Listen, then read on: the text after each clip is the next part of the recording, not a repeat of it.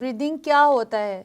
The physical movements associated with gaseous exchange are called breathing.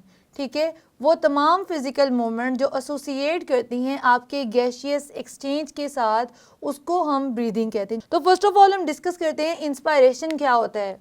ठीक है, जब आप सांस को अपनी बॉडी में लेके जाते हो, जैसे मैंने अपनी नाक के ज़रिए जो है सांस को अपनी बॉडी में भेजा, जैसे आप सब खुद इसको एक्सपीरियंस कर सकते हो। ठीक है, अपनी नाक के ज़रिए सांस लीजिए और एक लंबा सांस अंदर लेके जाइए, like this is called inspiration. ठीक है, इसको हम क्या कहते हैं? Inspiration, to inhale the air.